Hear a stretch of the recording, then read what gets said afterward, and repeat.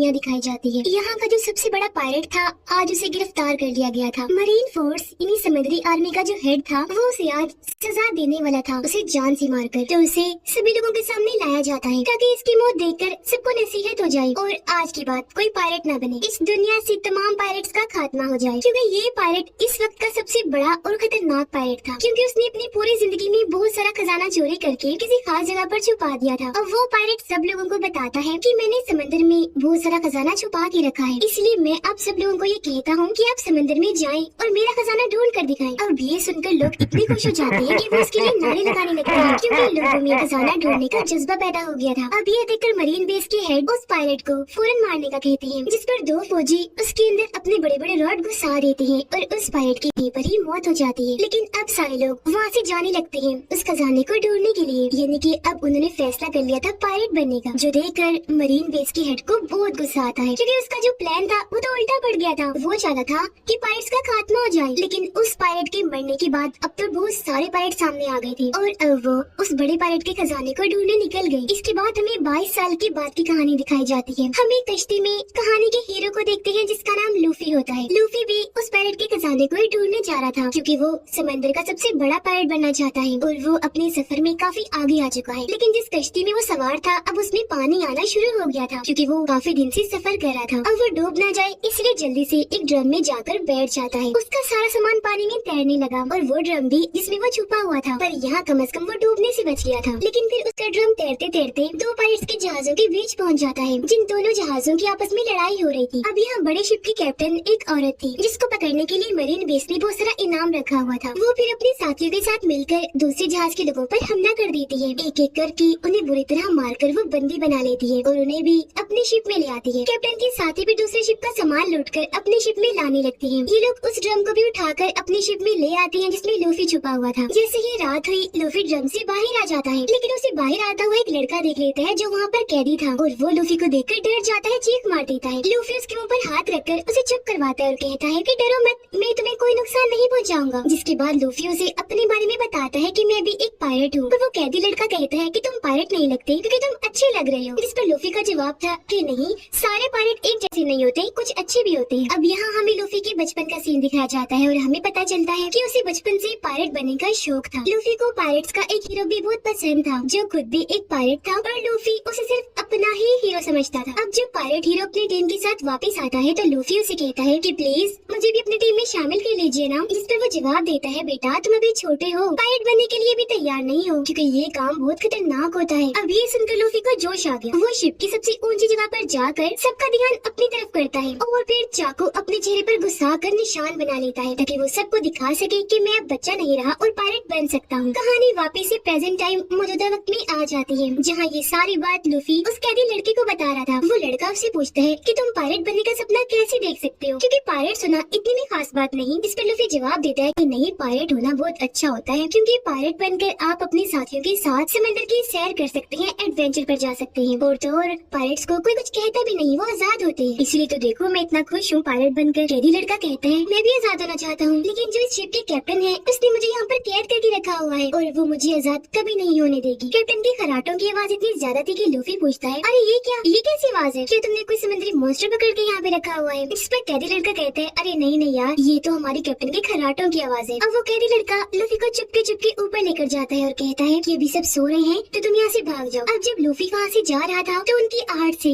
सब लोगों को पता चल जाता है और वो नींद से उठ जाते हैं, जिसके बाद कैप्टन भी यहाँ पर आ जाती है। अब कैप्टन को लगता है कि कैदी लड़का मुझे धोखा दे रहा था, वो भी यहाँ से भाग रहा था, इसलिए वो अपने हथियार से इन दोनों पर हमला कर देती है। वो पहले कैदी लड़के को मारती है, लेकिन लूफी आगे आकर उसके हथियार को साइड पर कर देता है, कैदी लड़के को बचा लेता है, जिसके बाद वो अकेला ही कैप्टन और उसके साथियों से लड़ने लगता है। हालांकि कैप्टन के साथी उस पर गोलियां चलाते हैं, लेकिन एक भी गोली लूफी का कुछ बिगाड़ नहीं पाती। ये देखकर कैप्टन को गुस्सा आ जाता है और वो अपना भारी हथियार उठाकर लूफी की पेट पे जोर से मारती है। लेकिन हैरत, यहाँ पर लूफी अपने जिस्म को लचकदार बनाकर खींचता है और ऐसे उसके वार से बच जाता है। ये देखकर कैप्टन काफी हैरान रह जाती है कि इसने भी जिस्म को लचकदार कैसे कर लिया। और फिर तभी लूफी अपने हाथों को भी लंबा लंबा लचकदार बनाकर शिप की दूसरी साइड पर चला जाता है। तब कैप्टन भी वहाँ पर आ जाती है। वो दोबारा से अपने हथियार से उस पर हमला करती है, लेकिन लूफी पीछे हट जाता है और तब शिप का व्हील टूट जाता है और वहाँ पर आग लग गई। सारी सूरत हाल को देखकर कैप्टन आग बगोला हो जाती है। उसे कैदी लड़के पर गुस्सा आ रहा था, इसलिए वो अपने हथियार से अब उस पर हमला करती है, लेकिन तभी सामने आ गया लूफी। हथियार उसके सर पर लगा, उसका सर कुचला गया, लेकिन हैरत उसे कुछ भी नहीं हुआ। जिसके बाद लूफी अपनी सबसे खतरनाक मूव यानी मारने का जो उसका सबसे अच्छा तरीका था वो उसका इस्तेमाल करता है। अपना हाथ लंबा लचकदार बनाकर बड़ा सा मुक्का बनाता है और उससे वो कैप्टन पर हमला करता है, जिससे यहाँ वो कैप्टन समंदर में दूर जाके गिरती है और उसका काम तमाम। अब वो सारे लोग लूफी की ताकतों को देखकर काफी हैरान भी हो जाते हैं और डर भी जाते हैं, इसीलिए हार मान ली थी उन्होंने। अब लूफी तो अपने कारनामों से बहुत खुश था और वो कैदी लड़के को लेकर यहाँ से जाने वाला था। अब हम एक तलवारबाज को देखते हैं जिसका काम होता है पायरेट्स को पकड़कर मारना। अब तभी यहाँ एक आदमी आया जो वॉरियर था यानी कि योद्धा। वो तलवारबाज को अपने साथ शामिल होने का कहता है, लेकिन वो साफ साफ मना कर देता है। इनकार सुनकर वॉरियर तलवारबाज से लड़ने लगा। अब वो बहुत अच्छा तलवारबाज था। वो तेजी तेजी से अपनी तलवारें हिलाकर वॉरियर से लड़ता है और फिर एक मौके पर बड़ी आसानी से अपनी तलवारों का इस्तेमाल करते हुए वो वॉरियर को काट कर उसके 2 हिस्से कर देता है और इस तरह तलवारबाज ये लड़ाई जीत गया। लूफी और कैदी लड़का उस शिप से निकल चुके थे और अब वो एक छोटी कश्ती में आगे बढ़ रहे थे। अब क्योंकि उसने लूफी की और लूफी ने उसकी जान बचाई थी, इसलिए उन दोनों की दोस्ती हो जाती है। कैदी लड़का तो पहले इसकी ताकतें देखकर काफी हैरान था, इसलिए वो लूफी से पूछता है कि तुम्हारे पास ये लचकदार होने की ताकत कहाँ से आई? जिस पे वो बताता है कि बचपन में जो पायरेट हीरो ने मुझे अपनी टीम में शामिल करने से मना कर दिया था ना, तो तब मैंने गुस्से में आकर एक खास किस्म का फ्रूट खा लिया था, जिसके बाद से ही मुझे ये लचकदार होने की ताकत मिली। क्योंकि पायरेट हीरो ने जब मेरा हाथ पकड़ा तो मैं वहाँ से आगे बढ़ गया और मेरा हाथ लंबा होकर लचकदार बन गया। फिर कैदी लड़का पूछता है कि अब हम कहाँ जा रहे हैं? लूफी उसे बताता है कि हम जा रहे हैं ग्रैंड लाइन पर, यानी वही जगह जहाँ पर बड़े पायरेट का खजाना छुपा हुआ है। वो लड़का पूछता है क्या तुम्हें ग्रैंड लाइन का रास्ता पता है? इस पर लूफी जवाब देता है मुझे तो नहीं पता। फिर वो लड़का कहता है कि तुम्हारी तरह मेरा भी एक सपना है, मैं दरअसल मरीन सोल्जर बनना चाहता हूँ ताकि कमजोर लोगों की मदद कर सकूँ। ये सुनकर लूफी कहते तो फिर ठीक है, काम कर लेते हैं। हम अब यहाँ से जाते हैं मरीन बेस पर, मुझे वहाँ से ग्रैंड लाइन का नक्शा मिल जाएगा और तुम वहीं पर रुक जाना मरीन सोल्जर बनने के लिए। जिस पर कैदी लड़का कहता है अरे वाह, ये तो बहुत अच्छा आइडिया है, चलो फिर ऐसे ही करते हैं। और अब ये दोनों मरीन बेस पर जाने के लिए निकल जाते हैं। अब इसी बीच समंदर में हम नामी नाम की एक लड़की को देखते हैं जो अपनी कश्ती में थी और उसकी हालत खराब थी। वो मरने वाली थी क्योंकि उससे काफी कमजोरी महसूस हो रही थी। उसने जब आंखें खोली तो उसे वहाँ पर एक बड़ी कश्ती दिखाई देती है जिसके अंदर 2 लड़के थे। तब नामी उनसे मदद मांगती है, लेकिन तभी वो देखती है कि ये दोनों तो पायरेट्स हैं, इसीलिए अपनी कश्ती में रखा हुआ बॉक्स वो ज्यादा ढककर छुपाने की कोशिश करती है। ऐसा लग रहा था जैसे उसमें कोई कीमती चीज हो। ये देखकर वो दोनों लड़के अपनी कश्ती से उतरकर नामी की कश्ती में आ जाते हैं और उस बॉक्स को खोलकर देखने की कोशिश करते हैं। जैसे ही उन्होंने बॉक्स खोला, हैरत, उसमें कुछ भी नहीं था। अब जब लड़कों ने ऊपर देखा तो नामी उनकी कश्ती चुराकर वहाँ से भाग जाती है, क्योंकि ये सब उसने नाटक किया था ताकि वो लड़के इसकी कश्ती में आए और ये उनकी कश्ती लेकर भाग सके। और अब नामी भी पास की मरीन बेस पर आ जाती है। उधर लूफी और कैदी लड़का एक होटल में बैठकर खाना खा रहे थे, जहाँ तभी वो तलवारबाज भी आ जाता है। एक बच्ची उसके लिए अपने हाथों से खाना बना कर लाती है, लेकिन तभी यहाँ पर मरीन कैप्टन का बदतमीज बेटा आ जाता है। वो बच्ची के हाथ से खाना छीन कर नीचे गिरा देता है और अपने पाँव से कुचल देता है, जिसके बाद वो बच्ची से भी काफी बुरा पेश आता है। बच्ची काफी परेशान हो गई, जो चीज तलवारबाज को पसंद नहीं आई, इसलिए वो मरीन कैप्टन के बेटे से कहता है कि बच्ची से माफी मांगो। जिस पर वो बदतमीज लड़का हंस के कहता है क्या कहा, मैं इस बच्ची से माफी मांगू? कभी नहीं हो सकता। ये कहकर वो तलवार निकाल लेता है, जो देखकर तलवारबाज भी अपनी तलवार निकाल लेता है। सिर्फ 1-2 वार करके ही उसे हरा देता है। ये देखकर कुछ और लोग भी तलवारबाज की तरफ आते हैं उसे लड़ने के लिए, लेकिन एक को वो टांग मार के ही गिरा देता है, एक का सर टेबल पर देकर मारता है और 2 की बाजुएं पकड़कर उन्हें तोड़ देता है और साइड में फेंक के मारता है। एक को वो पकड़कर ऐसे घूमता है कि उसे जोर से टांग मारता है। तभी यहाँ पर नामी भी आ जाती है, वो भी एक आदमी का सर टेबल पर देकर मारती है और उसे जख्मी कर साइड में उठाकर ले जाती है। अब कैदी लड़का काफी डरा हुआ था, टेबल के नीचे छुपकर ये सब कुछ देख रहा था, जबकि लूफी इस लड़ाई को काफी एंजॉय कर रहा था। तलवारबाज ने सभी मरीन सोल्जर्स को मार दिया था, जिसके बाद वो पकड़ता है मरीन कैप्टन के बेटे को। उसे जान से मारने ही वाला था कि तभी वो लड़का कहता है कि प्लीज तुम मुझे छोड़ दो, मैं कैप्टन का बेटा हूँ, तुम जो मांगोगे वो तुम्हें दे देंगे। अब ये सुनकर तलवारबाज उसे फिलहाल के लिए छोड़ देता है और उसके डैड मरीन कैप्टन के पास आता है अपना इनाम लेने, क्योंकि उसकी ड्यूटी पायरेट्स को मारने की भी थी। लेकिन मरीन कैप्टन कहते हैं कि पहले तुम्हें मुझे इनाम देना होगा, जो है कि तुम्हें 7 दिन के लिए मेरे पास कैद रहना होगा। इस पर तलवारबाज कहते हैं अच्छा, अगर तुमने मुझे कैद करने की कोशिश की तो सबसे पहले तुम्हारा बेटा मरेगा। अब ये सुनकर मरीन कैप्टन का बेटा भड़क जाता है और अपने डैड को कहता है डैड या क्या करे है, पैसे दे दे इसको। लेकिन उसके डैड उसे मुक्का मारकर दूर फेंक देते हैं। अब मरीन कैप्टन तलवारबाज को कहता है कि तुम्हारी इस हरकत के बाद कोई भी मरीन बेस तुम्हें इनाम नहीं देगा, फिर चाहे तुम जितने मर्जी पायरेट्स को मार लो। अब तुम्हारे पास 2 रास्ते हैं,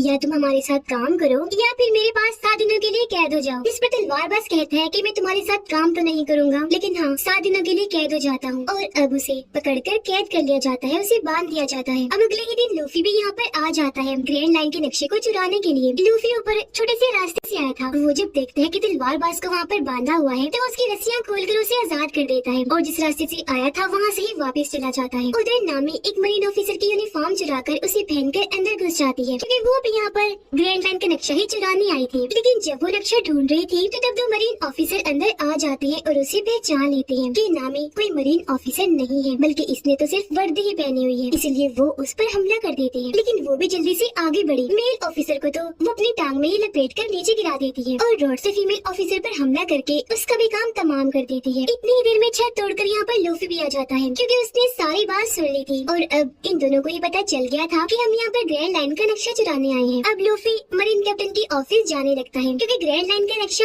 वहीं पर ही रखा हुआ है। तब नामी भी उसके पीछे पीछे जाने लगती है, पर तभी अचानक इनके सामने मरीन कैप्टन आ जाता है और क्योंकि नामी ने यूनिफॉर्म पहना हुआ था तो वो उसे मरीन ऑफिसर ही समझता है। नामी यहाँ पर उसे बताती है वो दरअसल मैंने इस कैदी को भी अभी कैद किया है तो मैं इसे जेल में डालने जा रही थी। जो सुनकर कैप्टन यहाँ से चला जाता है, पर यहाँ हमने देखा कि नामी बहुत चालाक है। उसने मरीन कैप्टन की जेब काट ली थी और अब उसके ऑफिस की चाबियाँ इनके पास आ गई थी। तो अब ये दोनों चाबियों से ताला खोलकर उसके ऑफिस घुस जाती है। अलग अलग होकर ग्रैंड लाइन का नक्शा ढूंढने लगते हैं। मरीन कैप्टन अब उस जगह पर आता है जहाँ पर वो दोनों ऑफिसर पड़े थे जिन्हें अभी अभी नामी ने पीटा था। दोनों ऑफिसर मरीन कैप्टन को बताते हैं कि वो लाल बालों वाली लड़की यानी कि नामी कोई मरीन सोल्जर नहीं है बल्कि वो तो यहाँ पर घुस गई है, पायरेट है। ये सुनकर मरीन कैप्टन को याद आया कि वो तो मेरे ऑफिस की तरफ गई है, इसलिए वो यहाँ पर इमरजेंसी अलार्म बजा देता है। उधर लूफी और नामी को वो तिजोरी मिल गई थी जिसमें ग्रैंड लाइन का नक्शा रखा हुआ था, लेकिन लाख कोशिश के बाद भी वो इस तिजोरी को नहीं खोल पा रही थी। तभी बाहर मरीन कैप्टन भी आ गया था। वो दरवाजा पीटने लगता है और उन्हें दरवाजा खोलने का कहता है, लेकिन यहाँ पर लूफी मजबूती से तिजोरी को पकड़ता है। नामी उसके पीछे से आकर उसे जोर से पकड़ लेती है। यहाँ लूफी अपनी लचकदार ताकत का इस्तेमाल करके खींचकर अपनी बाजुओं को लंबा करता है और ऐसे दोनों कूदकर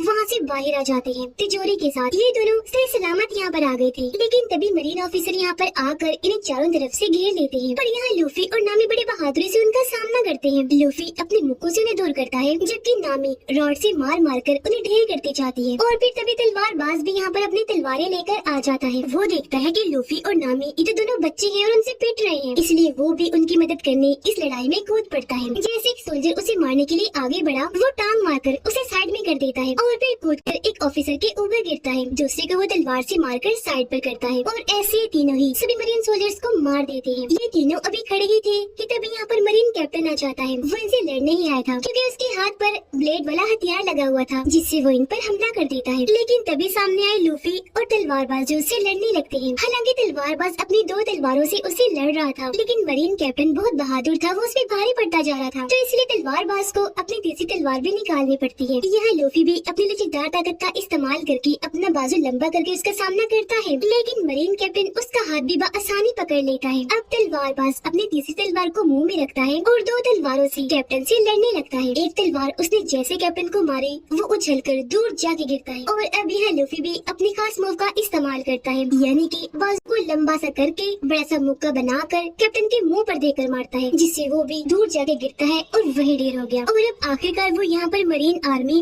और मरीन कैप्टन से बच गए थे, जिस वजह से बहुत खुश थे। तलवारबाज इनकी और मदद करता है। वो तिजोरी को उठाकर लूफी की कश्ती तक लेकर जाता है। इससे पहले कि ये यहाँ से जाते मरीन कैप्टन का बेटा यहाँ पर आ जाता है गर्ल्स लेकर, लेकिन तभी यहाँ पर आ जाता है कैदी लड़का भी और वो उसके मुंह पर जोरदार मुक्का मारकर उसे बेहोश कर देता है। उसे देखकर लूफी काफी खुश हो जाता है कि तुम यहाँ भी आ गए, और अब वो उसे भी अपने साथ ले जाने का सोचता है क्योंकि अब मरीन आर्मी इनके पीछे पड़ गई थी। इस पर कैदी लड़का कहता है कि नहीं तुम जाओ, मैं यहीं पर रुकूंगा अपना सपना पूरा करने के लिए। मैं एक अच्छा मरीन ऑफिसर बनूंगा, लोगों की मदद करने के लिए, जुल्म को मिटाने के लिए। उसकी बातें सुनकर लूफी काफी मुतासिर हुआ और अब वो नामी और तलवारबाज को उस कश्ती में लेकर वहाँ से निकल जाता है। अब हम दोबारा से मरीन बेस के हेड को देखते हैं जिन्होंने 22 साल पहले सबसे बड़े पायलट को पकड़ा था और उसे सजा दी थी। अब बेस के हेड को पता चलता है कि कोई उनकी मरीन बेस से ग्रैंड लाइन का नक्शा चुरा कर ले गया है। ये जानकर मरीन बेस के हेड काफी परेशान हो जाते हैं और अब वो भी इस मरीन बेस पर आने लगते हैं। अब हमें दिखाया गया एक जोकर जो भी एक पायलट ही था और उसे भी ग्रैंड लाइन का नक्शा नक्शा चाहिए था, इसलिए वो अपने लोगों को लूफी के पीछे भेजता है वो नक्शा चुराने के लिए। उधर लूफी, नामी और तलवारबाज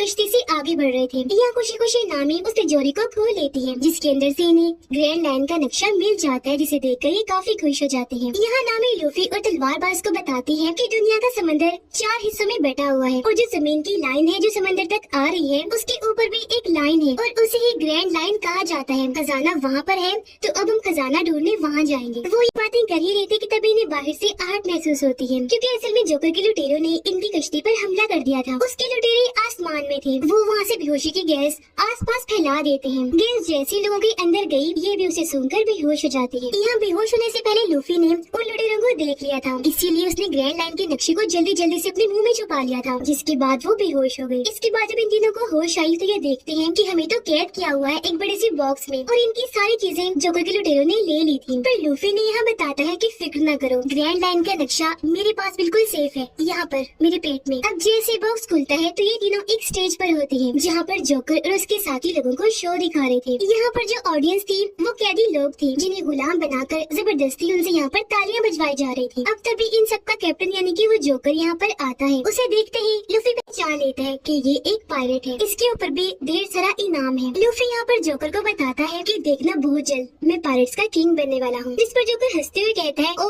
तुम बनोगे पायरेट्स के किंग, देख लेना मैं बनूंगा जब मैं ग्रैंड लाइन का नक्शा चुरा लूंगा ना और वो खजाना मुझे मिल जाएगा ना तब। जो कहने के बाद जोकर उनसे ग्रैंड लाइन का नक्शा मांगता है, लेकिन तभी यहाँ चालाक नामी सामने आई और कहती है, क्या तुम नक्शा कर रही हो? पता है तुम्हें हमारे पास नक्शे से भी बढ़कर कुछ है। ये कहकर वो लूफी की टोपी लेती है और उसे हवा में ऊपर उछाल देती है। अब जैसे सबका ध्यान ऊपर गया, मौका पाकर वो यहाँ से भाग जाती है। अपनी टोपी पकड़ने के लिए लूफी अपना हाथ फिर से लंबा करता है। अब उसकी लचकदार ताकत देखकर सारे ही लोग काफी दंग रह जाते हैं, यहाँ तक कि वो जोकर भी कि ये इसने कैसे कर दिया। अब जब नामी सर्कस से बाहर आती है तो वो देखती है कि जोकर ने इनका पूरा शहर तबाह बर्बाद कर दिया है। शहर की बुरी हालत देखकर वो भी सोच रही थी कि तभी यहाँ पर जोकर के लोग आकर उसे पकड़ लेते हैं और दोबारा से उसे अपने हेड जोकर के पास ले आते हैं। तभी जोकर के लोग तलवारबाज और नामी को पकड़कर उन्हें अपने साथ ले जाते हैं। जोकर लूफी के पास आता है और उससे ग्रैंड लाइन के नक्शे के बारे में पूछता है, लेकिन वो उसे कुछ नहीं बताता, जिस वजह से जोकर को गुस्सा आ गया और वो लूफी को सजा देने के लिए उसके हाथ पाँव बंधवा देता है और उन्हें खिंचवा कर और लंबा लचकदार कर देता है, क्योंकि उसे लग रहा था कि ऐसा करने से लूफी को तकलीफ होगी। लेकिन लूफी तो उल्टा हंस रहा था, क्योंकि उसे तकलीफ नहीं हो रही थी बल्कि मजा आ रहा था। अब जब जोकर लूफी के पास आया तो वो उसकी टोपी देखकर पहचान लेता है कि ये तो पायरेट हीरो की टोपी है। तब यहाँ जोकर उसे बताता है कि जब मैं तुम्हारी उम्र का था ना तब मैं और पायरेट हीरो एक ही टीम में हुआ करते थे, लेकिन उसने भी मुझे धोखा दे दिया। अब लूफी से नक्शा लेने के लिए जोकर यहाँ पर एक चाल चलता है। वो उसके सामने एक बच्चे को लाता है और कहता है कि अगर तुमने नक्शा ना दिया तो मैं इसे मार दूंगा। ये देखकर लूफी को गुस्सा आ गया और वो जैसे तैसे खुद को छुड़वा लेता है और यहाँ पर अपनी सबसे खास मूव का इस्तेमाल करता है, यानी कि लंबी बाजू करके बड़ा सा मुक्का बनाकर वो जोकर के मुंह पर जोर से मारता है, जिससे उसका सर ही टूटकर जिस्म से अलग होकर दूर जाके गिरता है। पर हैरत से अलग होने के बाद भी जोकर मरा नहीं था बल्कि जिंदा था। उसका कटा हुआ सर बोल रहा था, हंस रहा था और जो जिस्म था वो भी अपना काम कर रहा था और फिर तभी उसका सिर दोबारा से आकर उसके जिस्म के साथ लग जाता है। ये देखकर लूफी काफी हैरान हो जाता है। तब जोकर उसे बताता है कि तुम्हारी तरह मैंने भी वो खास किस्म का फल खाया था, तो तब मुझे ये ताकत मिली, यानी कि मैं अपने जिस्म को हिस्सों में काट भी सकता हूँ और दोबारा से जोड़ भी सकता हूँ। अब जोकर वहीं खड़े खड़े अपना हाथ अलग करता है और हाथ को लूफी के पास भेजकर जो बेहोशी वाली गैस है उसे फिर से फोड़ देता है, जिससे लूफी बेहोश हो जाता है। उधर नामी और तलवारबाज को अब कैद कर दिया गया था, लेकिन यहाँ पर नामी के पास ताले को खोलने की चाबी थी, जिसकी मदद से वो ताला खोलने लगती है। लेकिन तभी यहाँ पर जोकर का एक साथी आ गया। वो तलवारबाज के पास आकर कहता है कि तुमने मेरे भाई और मेरे लोगों को बड़ा भगा भगा कर मारा था और आज मैं उस चीज का बदला लूंगा, तुम्हें भी बिल्कुल वैसे ही मारूंगा। अब तलवारबाज गोल चीज पर बंधा हुआ था जैसे कोई पहिया होता है, जिसे जोकर का वो आदमी घुमा देता है और चाकू की मदद से बार बार उस पर निशाना लगाता है, लेकिन ये नाकाम निशानेबाज था और इसका एक भी निशाना ठीक नहीं लगता। इसी दौरान नामी ताला खोल लेती है और जल्दी से बाहर आकर जोकर के इस आदमी को जोर से टांग मारती है और उसे तलवारबाज की तरफ फेंकती है। तलवारबाज जल्दी से उसे अपनी बाजू की मदद से पकड़ लेता है। नामी तलवारबाज की रस्सियां खोलती है। जब आजाद होते ही वो इस आदमी को मारकर आसानी से बेहोश कर देता है और ये दोनों यहाँ से बाहर आ जाते हैं। अब मरीन बेस की हेड भी यहाँ पर आ गई थी। यह मरीन कैप्टन मरीन बेस की हेड से झूठ बोलता है, इसलिए ताकि वो कैदी लड़के को फंसा सके। वो कहते हैं मेरे बेटे की गलती थी, जिस वजह से वो पायरेट यानी कि लूफी ग्रैंड लाइन का नक्शा चुराकर यहाँ से भाग गया, लेकिन मेरे बेटे को एक नए मरीन ऑफिसर ने बचा लिया, जो कहकर वो उसे कैदी लड़के से मिलवाता है। मरीन बेस के हेड जैसे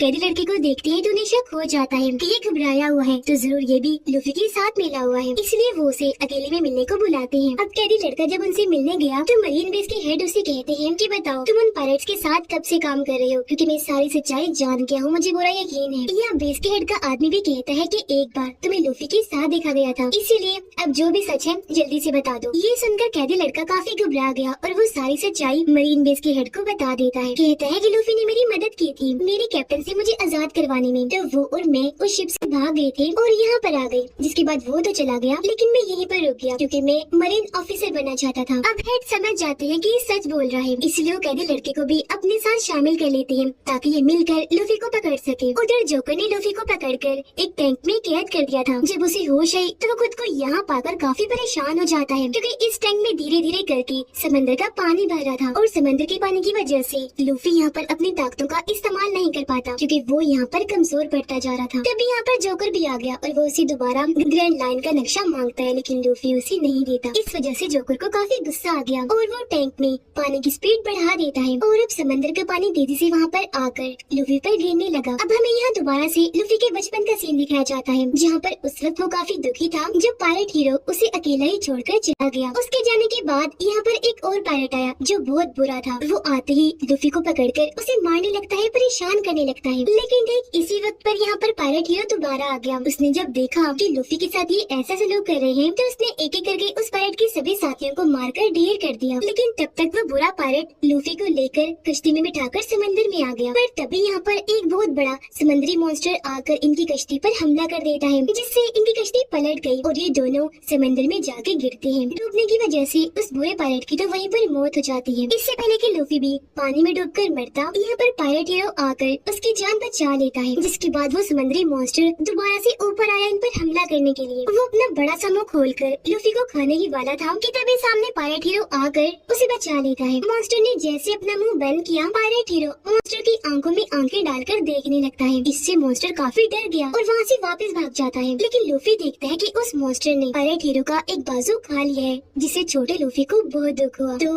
अब यहाँ पर लूफी को एहसास हो गया कि वाकई अभी मैं बच्चा हूँ, पायरेट बनने के लायक नहीं हूँ। अब पायरेट हीरो यहाँ से जाने वाला था। जाते जाते वो लूफी को अपनी टोपी देता है, जो लूफी के पास उसकी आखिरी निशानी थी, जिसे प्रेजेंट टाइम में जोकर लूफी के सामने ही खराब कर रहा था। पर वो अपनी टोपी बचाने के लिए कुछ कर नहीं सकता था, क्योंकि पानी भरने से वो टैंक में डूबता जा रहा था। पर इस वजह से उसे बहुत गुस्सा था। इतनी ही देर में यहाँ पर नामी और तलवारबाज भी आ गए। नामी रोड को टैंक पर देकर मारती है, जिससे टैंक पर दरारें पड़ जाती हैं। लूफी भी तब तक पानी में बेहोश हो गया था। अब उन दोनों को देखकर जोकर काफी घबरा गया। आसपास अपने साथियों को देखने लगता है ताकि मदद के लिए बुला सके। लेकिन नामी और तलवारबाज ने तो पहले ही उसके साथियों का काम तमाम कर दिया था। दरारें काफी गहरी हो गई थी, इसलिए टैंक टूटता है और पानी के बहाव के साथ लूफी बाहर आ जाता है। उसे तब तक होश भी आ गई थी और यह अब उसके मुंह से ग्रैंड लाइन का नक्शा भी बाहर निकल कर आ जाता है। अब लूफी के सामने दो चीजें पड़ी हुई थी, नक्शा और उसकी टोपी। क्योंकि उसकी टोपी ज्यादा जरूरी थी, इसीलिए वो उसकी तरफ ही बढ़ता है। लूफी टोपी उठाता है, जबकि जोकर वो नक्शा उठा लेता है, जिसे देखकर वो काफी खुश हो रहा था। ये देखकर तलवारबाज उस पर तलवार से हमला करता है। तलवारबाज ने उसका गला काटा था, लेकिन अपनी ताकत से वो गला दोबारा जोड़ लेता है और उन्हें ही अपनी ताकतें दिखाने लगता है। यानी कि उनकी आंखों के सामने वो अपने जिस्म के हिस्से काट कर दोबारा से जोड़ने लगता है और फिर वो अपने जिस्म के बहुत सारे टुकड़े करके उनसे नामी और तलवारबाज पर हमला करवा देता है। हालांकि नामी और तलवारबाज उसके जिस्म के टुकड़ों से लड़ रहे थे, लेकिन वो इन पर भारी पड़ रहा था। ये देखकर लूफी को जोकर पे काफी गुस्सा आया, इसलिए वो भी उठा उसे लड़ने के लिए। वो यहाँ पर अपने स्पेशल मूव का इस्तेमाल करता है, अपना मुक्का उसके पेट के आर पार कर देता है। लेकिन इससे भी जोकर को कुछ नहीं होता और अब वो लूफी पे भी भारी पड़ता है। जोकर का कटा हुआ हाथ आकर लूफी की गर्दन को पकड़ लेता है और उसका गला दबाने लगता है। लूफी ने जब साइड पर देखा तो वहाँ पर बहुत सारे बॉक्सेस पड़े हुए थे, जिन्हें लूफी नामी को दिखाता है और अपना सारा प्लान समझाता है। जिसके बाद लूफी और तलवारबाज बारी बारी करके जोकर के जिस्म के टुकड़ों को बॉक्सेस की तरफ फेंकते हैं और नामी जल्दी से रॉड की मदद से उन्हें कैद करती रहती है। इस वजह से जोकर के पास अब जिस्म के बहुत थोड़े हिस्से रह गए थे और अब वो काफी छोटा हो गया था। और अब यहाँ पर लूफी अपनी खास ताकत का इस्तेमाल करता है। वो अपने दोनों बाजों को लंबा करके बड़े बड़े हाथ बनाता है। दोनों हाथों से एक साथ उस पर हमला करके उसे छोटा हो गया था। और अब यहाँ पर लूफी अपनी खास ताकत का इस्तेमाल करता है। वो अपने दोनों बाजों को लंबा करके बड़े बड़े हाथ बनाता है, दोनों हाथों से एक साथ उस पर हमला करके उसे वहाँ से उड़ा देता है। जिसके बाद लूफी वो नक्शा नामी को दे देता है, क्योंकि अब उसे इन दोनों पर भी यकीन हो गया था और ये अच्छे दोस्त बन गए थे। अब ये तीनों मिलकर वहाँ पर कैद लोगों को आजाद करवाते हैं, जिन्हें ऑडियंस बनाकर वहाँ पर बिठाया गया था। उधर मरीन बेस के हेड ने मरीन कैप्टन को गिरफ्तार कर लिया था और उन्हें वहाँ पर बांध दिया था, क्योंकि हेड जान चुके थे कि एक अच्छा मरीन कैप्टन नहीं है, ये बहुत ही बुरा है और बहुत नाइंसाफी करता है, बेहद जालिम भी है। अब मरीन बेस के हेड ये फैसला करते हैं कि अब मैं खुद अपनी नई मरीन आर्मी बनाकर लूफी को पकड़ने के लिए निकलूंगा। उनकी नई मरीन आर्मी सामने खड़ी हुई थी, जिनमें कैदी लड़का और मरीन कैप्टन का बेटा भी शामिल था, जिसके फौरन ही बाद ही लूफी को पकड़ने के लिए समंदर में निकल जाते हैं। उधर लूफी सबको आजाद करवाकर अपने दोनों साथियों नामी और तलवारबाज को लेकर कश्ती में बैठकर वहाँ से निकल जाता है। अब तभी नामी अकेले में जाती है और किसी को कॉल करके बताती है कि ग्रैंड लाइन का नक्शा मेरे पास आ गया है और अब मैं आ रही हूँ, जिससे यहाँ हम समझ पाए कि नामी उन्हें धोखा दे रही है और वो किसी और के साथ मिली हुई है। अब यहाँ से हमें 7 साल के पहले का वक्त दिखाया जाता है, जहाँ पर एक बच्चा जो दरअसल लूफी का दोस्त था, वो अपने गांव में हर वक्त ये अफवाह फैलाता रहता था कि लुटेरे आ गए, जल्दी से छुप जाएं। इस वजह से सब लोग काफी डर जाया करते थे और फौरन अपने अपने घरों में जाकर छुप जाते थे। अब लोगों को लगता था कि वो सच बोलता है, लेकिन कुछ अरसे के बाद लोगों को ये एहसास हुआ कि वो झूठ बोलता था। यहाँ पर कोई लुटेरे नहीं आया करते थे, इसीलिए अब कोई भी उसकी बात का यकीन नहीं करता। वो लोग डरते नहीं और ना ही अपने घरों में जाकर छुपते हैं। अब कहानी वापस आ जाती है प्रेजेंट टाइम में, जहाँ वो बच्चा यानी कि लूफी का दोस्त अब बड़ा तो हो चुका है, लेकिन अभी भी वो अफवाहें फैलाता है कि लुटेरे आ गए, जल्दी से छुप जाओ। लेकिन अब कोई उसकी बात का यकीन नहीं करता। उधर लूफी और उसके साथी जब आगे बढ़ रहे थे तो उनका शिप खराब हो जाता है, क्योंकि उसमें सुराख हो गया था और पानी अंदर आ रहा था। तो इसलिए अब ये लोग नई शिप खरीदने के लिए उसी लड़के यानी लूफी के दोस्त के आइलैंड पर आ जाते हैं और अपने पुराने शिप को पानी में ही डूबने देते हैं, ताकि उसके जरिए कोई इन तक पहुंच न सके। मरीन बेस के हेड अपनी टीम को लेकर आगे बढ़ रहे थे लूफी को पकड़ने के लिए। जोकर उन बॉक्सेस में से अपने जिस्म के सारे हिस्से वापस ले चुका था, जिन्हें जोड़कर अब वो पहले जैसा बन गया था। वो भी वहाँ पर खड़ा ही था कि तभी उसके पास अजीब सा मछुआरा आता है और कहता है कि चलो मेरे साथ, तुम्हें हमारे मछुआरे के हेड ने बुलाया है। पर जोकर उसके साथ जाने से मना कर देता है और वहाँ से भागने की कोशिश करने लगा, लेकिन तभी वो अजीब मछुआरा उसके मुंह पर जोरदार मुक्का मारता है, जिससे जोकर वहीं पर बेहोश हो जाता है। तब मछुआरा उसे उठाकर अपने साथ ले आया। उधर लूफी इस आइलैंड पर फिर रहा था और अपने लिए नई शिप की तलाश कर रहा था, जहाँ पर एक शिप उसे पसंद आ भी जाती है। वो जब उसे पास से देखने गया तो इस शिप में लूफी का वही दोस्त था जो बचपन में अफवाहें फैलाया करता था। यहाँ वो लूफी से मिलता है और उसे बताता है कि मैं ही इस शिप की देखभाल करता हूँ, अगर तुम्हें ये शिप चाहिए तो चलो मैं तुम्हें अपने दोस्त से मिलवाने ले चलता हूँ, क्योंकि ये शिप उसकी है, बल्कि शिप है तो क्या पूरा आइलैंड ही उसका है। जो सुनकर लूफी, नामी और तलवारबाज उससे मिलने के लिए तैयार हो गए और अब लूफी का दोस्त उन तीनों को अपने दोस्त से मिलवाने ले जाता है उसके घर पर, जहाँ उसका घर हम देखते हैं बहुत शानदार खूबसूरत था, क्योंकि वो लड़की बहुत अमीर थी। जिसके बाद वो लड़की अंदर से निकलकर बाहर आती है, उसके साथ उसका दोस्त भी था। लड़की के साथ उसका दोस्त भी था जिसका नाम क्लाडोर था। अब इस अमीर लड़की की कल 28वीं बर्थडे थी, यानी कल वो 18 साल की हो जाएगी। तो उसका दोस्त यहाँ पर आकर उसे पहले ही हैप्पी बर्थडे विश कर देता है। वो फिर अमीर लड़की से लूफी, नामी और तलवारबाज को भी मिलवाता है, ये कहकर कि ये तीनों भी मेरे साथी हैं। तब अमीर लड़की उस लड़की यानी लूफी के दोस्त को कहती है कि आज रात तुम और तुम्हारे ये साथी यहीं पर रुक जाओ हमारे साथ रात का खाना खाने के लिए। यहाँ पता चला कि अमीर लड़की के मोम डैड मर चुके हैं और अब वो इस घर में बिल्कुल अकेली रहती है, इसलिए उसका दोस्त कलाडोर और नौकर ही उसकी देखभाल करते हैं। अब वो अमीर लड़की जब अकेली बैठी थी तो खुफिया रास्ते से वो लड़का यानी लूफी का दोस्त उसके पास आता है। बर्थडे गिफ्ट के तौर पर वो उसे समंदर से लाया हुआ मोती देता है और उसे खुश करने के लिए यह बड़ी बड़ी बातें करता है कि मैं कई बार समंदर में जाकर एडवेंचर कर चुका हूँ। बातों के दौरान ही लड़की को खांसी होने लगी। तब लूफी का दोस्त उसे चाय लाकर पिलाता है, जिससे उसकी तबीयत थोड़ी बेहतर होती है। लूफी और नामी कपड़ों वाले कमरे में जब गए तो वो ये सोचकर काफी परेशान हो रहे थे कि यहाँ पर तो इतने सारे कपड़े हैं,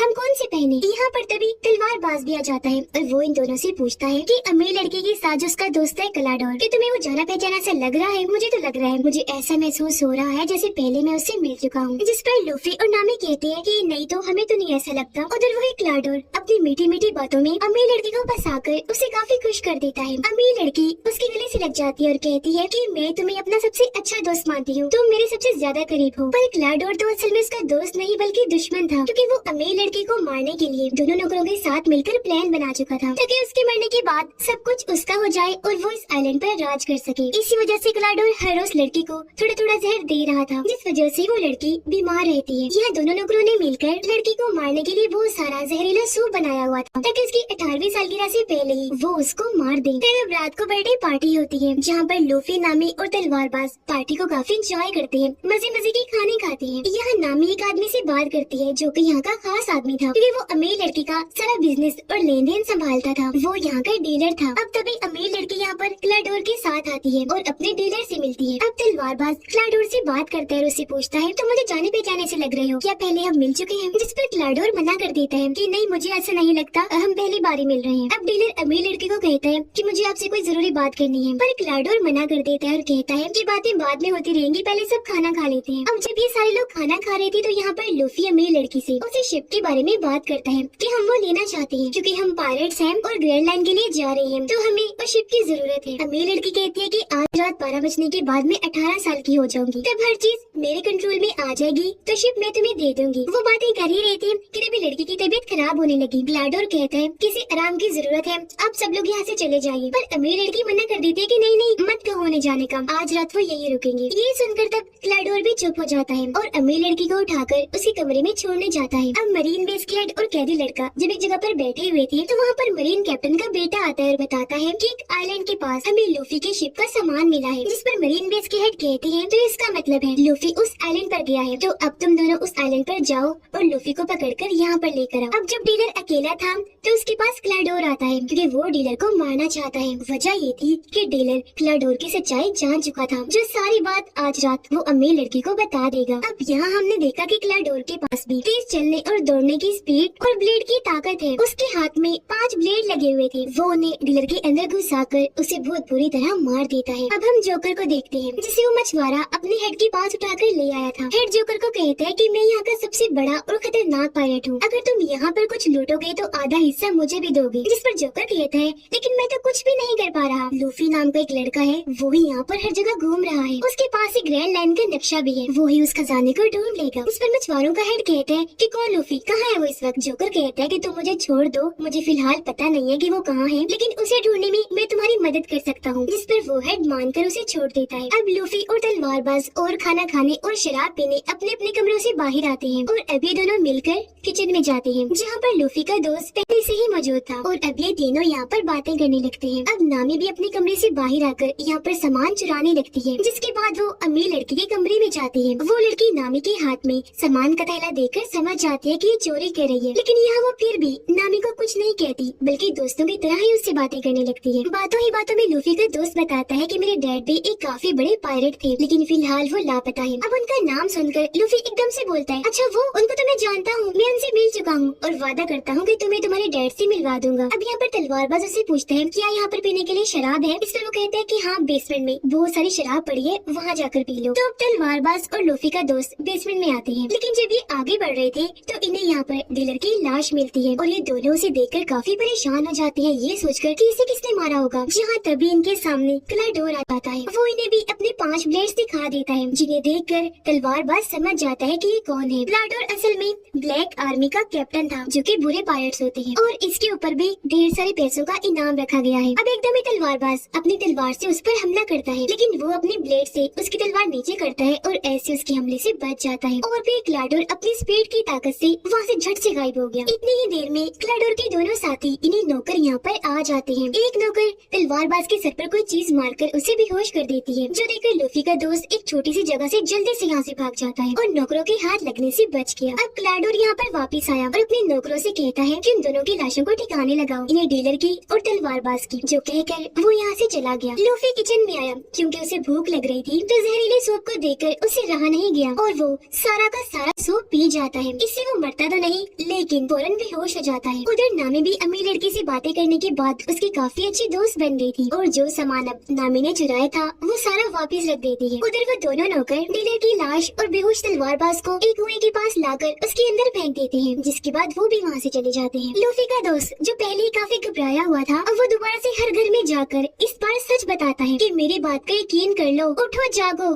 सच में यहाँ पर लुटेरे आ गए हैं। अब हालांकि इस बार वो सच बोल रहा था, लेकिन कोई भी उसकी बात का यकीन करने को तैयार ही नहीं था। और फिर तभी लूफी का दूसरा दोस्त यानी कि कैदी लड़का भी अपने साथियों के साथ यहाँ पर आ जाता है। यह लूफी का दोस्त कैदी लड़की को सारी बात बता देता है कि ब्लैक आर्मी यानी बुरे पायलट का जो कैप्टन है वो यहाँ पर आ चुका है और सबको मार रहा है। उसके बारे में तुम्हें बताने के लिए मैं यहाँ पर आया हूँ। इस पर मरीन कैप्टन का बेटा कहता है कि ये झूठ है, ब्लैक आर्मी के कैप्टन को तो मेरे डैड ने मार दिया था, इसलिए हम यहाँ पर जो काम करने आए हैं वही करेंगे, इन्हें लूफी को ढूंढने के लिए। उसका नाम सुनकर लूफी का दोस्त बताता है तुम लूफी को ढूंढने आए हो यहाँ पर, वो भी इधर ही है। और अब वो इनको लूफी के पास ले जाने लगता है। उधर नामी जब किचन में आती है तो ये देखकर काफी परेशान हो जाती है कि लूफी यहाँ पर बेहोश पड़ा है। उसे समझ नहीं आती कि सूप पीकर ये बेहोश कैसे हो गया, पर तभी उसे आहट महसूस हुई और वो जल्दी से जाकर एक जगह पर छुप जाती है। वहाँ पर दरअसल क्लाडोर और उसके साथी आए थे, इन्हें दोनों नौकर, और उनकी बातें सुनकर नामी सारी बात समझ जाती है कि ये क्या करने वाले हैं, इन्हीं अमीर लड़की की जान लेने वाले हैं। घर के बाहर लूफी का दोस्त मरीन आर्मी को ले आया था। अब क्लाडोर जैसे दरवाजा खोलता है, लूफी का दोस्त बताता है कि ये ब्लैक आर्मी का कैप्टन है, इन्हीं के लुटेरा। पर यहाँ पर क्लाडोर उल्टा उस पर ही इल्जाम लगाने लगता है और कहता है कि इसका दिमागी तवाज़ुन थोड़ा ठीक नहीं है, इसलिए अक्सर ही ऐसी बातें करता रहता है। ये बचपन से ही इस तरह की कहानियाँ बनाते आ रहा है। अब ये सुनकर कोई भी लूफी के दोस्त की बातों का यकीन नहीं करता,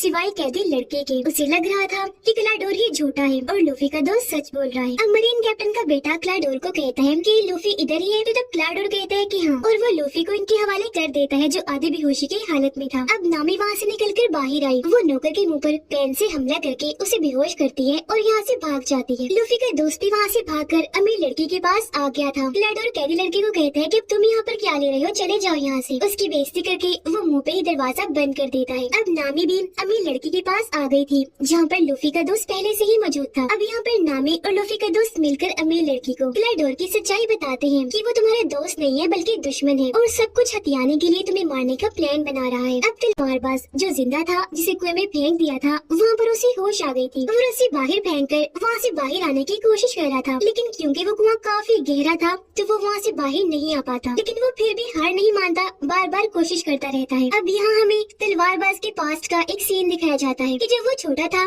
तलवारबाज बन रहा था, तो उसने अपने दोस्त से वादा किया था कि मैं इस दुनिया का सबसे बड़ा तलवारबाज बनूंगा। लेकिन बाद में उसे पता चला कि मेरे दोस्त की मौत हो गई है। उसे बहुत दुख हुआ और तब वो अपने दोस्त के साथ किए गए वादे को निभाने का सोचता है, यानी कि दुनिया का सबसे बड़ा तलवारबाज बनने के लिए वो निकल गया। प्रेजेंट टाइम में 12 बज गए थे और अब वो अमीर लड़की 18 साल की हो गई थी, इसलिए अब क्लाडोर उसकी सारी प्रॉपर्टी पर अपना कब्जा करने के लिए उसे मारने के लिए जाता है। वो घर के सारे दरवाजों को बंद कर देता है ताकि वो लड़की अपनी जान बचाकर यहाँ से भाग न जाए। जिसके बाद वो अपने हथियारों, इन्हीं ब्लेड्स वाले हाथों और अपने नौकर साथियों के साथ अमीर लड़की के कमरे में जाता है। लेकिन अमीर लड़की तो पहले ही लूफी के दोस्त और नामी के साथ खुफिया रास्तों से यहाँ से भाग रही थी। ये लोग दीवारों के अंदर बने छोटे रास्ते से जा रहे थे, लेकिन तभी अमीर लड़की को खांसी हो जाती है। उसकी आवाज क्लाडोर ने सुन ली थी और उसे पता चल गया था कि वो लोग कहाँ हैं, इसीलिए वो उस दीवार में अपना ब्लेड्स वाला हाथ घुसा देता है। तलवारों से तीनों बाल बाल बचते हैं और अब ये जल्दी से यहाँ से भाग जाते हैं। तलवारबाज कुएं में अब खुद ही ऊपर आने की कोशिश करता है। वो चढ़कर ऊपर आ रहा था लेकिन बार बार नीचे गिर रहा था, लेकिन इस बार भी वो हार नहीं मानता और बड़ी हिम्मत करके दोबारा से उठा, ऊपर चढ़ने लगा और आखिरकार अब वो कुएं से बाहर आ ही जाता है। उधर कैदी लड़का लूफी को पकड़कर अपने साथ ले जा रहा था। लूफी को होश आने लगी, इसलिए कैदी लड़का उसके पास जाता है। अब लूफी यहाँ पर पूरी तरह होश में आकर कैदी लड़की को कहता है कि मुझे यहाँ से वापस जाना होगा क्योंकि क्लाडोर सच में बहुत खतरनाक है और मेरे दोस्तों की जान को खतरा है, मुझे उन्हें बचाना है क्योंकि वो सच में ब्लैक आर्मी का कैप्टन है। लेकिन तभी मरीन कैप्टन का बेटा लूफी पर गन तान देता है ताकि वो यहाँ से भाग न सके। इतनी ही देर में तलवारबाज भी यहाँ पर आ गया था और वो उसके सभी साथियों को मार देता है। फिर वो मरीन कैप्टन के बेटे को जोरदार मुक्का मारता है जिससे वो वहीं बेहोश होकर गिर जाता है। जिसके बाद लूफी और तलवारबाज अपने साथियों को बचाने के लिए निकल जाते हैं। घर में वो तीनों यानी कि अमीर लड़की, लूफी का दोस्त और नामी एक पुराने कमरे में आकर छुप जाते हैं। लेकिन तभी क्लाडोर भी यहाँ पर आ जाता है। उसे शक था कि वो यहीं पर है, इसीलिए वो उन्हें ढूंढने लगता है। इसी दौरान लूफी और तलवारबाज भी जैसे तैसे घर का एक रास्ता खोलकर अंदर आ ही जाते हैं। लूफी जाता है ऊपर और तलवारबाज दूसरी साइड पर। तलवारबाज के सामने क्लाडोर के दोनों नौकर साथी आ जाते हैं तो वो जल्दी से अपनी तलवार पकड़कर उनसे लड़ने लगता है। अमीर लड़की और नामी जैसे बाहर आई, क्लाडोर जल्दी से आगे आकर उन्हें पकड़ लेता है। वो उन्हें बस मारने ही वाला था कि तभी लूफी का दोस्त अपने हथियार से उस पर निशाना लगाता है, लेकिन इस बार भी वो बच जाता है। क्लाडोर को कुछ नहीं होता। अब क्लाडोर फुल स्पीड के साथ उसके पास आया और उस पर हमला करके उसे दूर फेंक देता है। फिर वो अमीर लड़की और नामी के पास आया। उसने अपना ब्लेड्स वाला हाथ ऊपर उठाया अमीर लड़की को मारने के लिए, लेकिन तभी पीछे लूफी आ गया जिसने अपना हाथ लचकदार बना के लंबा करके उसे पकड़ लिया और ऐसे अमीर लड़की को बचा लिया। जिसके बाद अब लूफी क्लाडोर से लड़ने लगता है। लचकदार ताकत का इस्तेमाल करके उसे उठा कर मार रहा था, पर क्योंकि क्लाडोर काफी खतरनाक और ताकतवर था इसलिए लूफी ज्यादा देर तक उसका मुकाबला नहीं कर पाता। क्लाडोर बहाने से काफी बार लूफी पर हमला करता है जिस वजह से लूफी को थोड़ा रुकना पड़ता है, लेकिन फिर मौका पाकर लूफी उसके उसके मुंह पर जोरदार मुक्का मारता है और वो दूर जाके गिरता है। तलवारबाज भी दोनों नौकरों से लड़कर उन्हें खूब मार रहा था। एक पर वो तलवार से ऐसे हमला करता है कि सीढ़ियों से नीचे फेंक देता है और क्लाडोर भी अब आमने सामने आकर लूफी से लड़ता है और अपनी ब्लेड से उसे दूर फेंक फेंक के मारता है, लेकिन इसका असर लूफी पर ज्यादा नहीं होता। वो बड़े आराम आराम से बार बार बच रहा था। अब यहाँ पर लूफी अपनी सबसे खास मूव का इस्तेमाल करता है। वो लचकदार ताकत का इस्तेमाल करके अपनी गर्दन को लंबी करता है और उससे क्लाडोर पर हमला करके बाहर फेंक के मारता है। लेकिन तलवारबाज भी उसके दोनों साथियों को हराकर बंदी बना लेता है, यानी कि इन्होंने उन तीनों को ही पकड़ लिया था। अब इस तरह इन सभी दोस्तों ने उनसे लड़ाई की, उन्हें हराया और इन सब की ही जान बच गई। लेकिन नामी कहती है हमें जल्दी से यहाँ से निकलना चाहिए, क्योंकि मरीन आर्मी जान चुकी है कि हम यहाँ पर हैं और हमें पकड़ने वो यहाँ पर आती ही होगी। पर क्योंकि भागने के लिए इनके पास कोई शिप नहीं था, इसलिए अमीर लड़की इन्हें वही वाला शिप दे देती है। अब यहाँ पर अफवाह वाला लड़का यानी लूफी का दोस्त भी इनके साथ सफर में जाने के लिए तैयार हो जाता है और अब ये चारों उस शिप में बैठकर इस आइलैंड से निकल जाते हैं। हम देखते हैं कि क्लाडोर भी मरा नहीं था बल्कि जिंदा बच गया था और वो भी कश्ती में बैठकर इस आइलैंड से निकल चुका था। कैदी लड़का वापिस आ गया था, जहाँ वो मरीन बेस की हेड से माफी मांगता है कि प्लीज मुझे माफ कर दीजिए, मैंने बहुत कोशिश की पर मैं लूफी को पकड़कर नहीं ला पाया। हेड उससे कहती है कि परेशान मत हो, तुमने कोशिश भी की और अपना काम भी पूरा कर दिया, तुम उन लोगों को आइलैंड से बाहर ले आए, यही बहुत है, अब हम उन्हें पकड़ लेंगे। वो ऐसा इसलिए कह रहा था क्योंकि अपनी दूरबीन से वो लूफी के शिप को देख पा रहा था। और अब मरीन बेस के हेड कहते हैं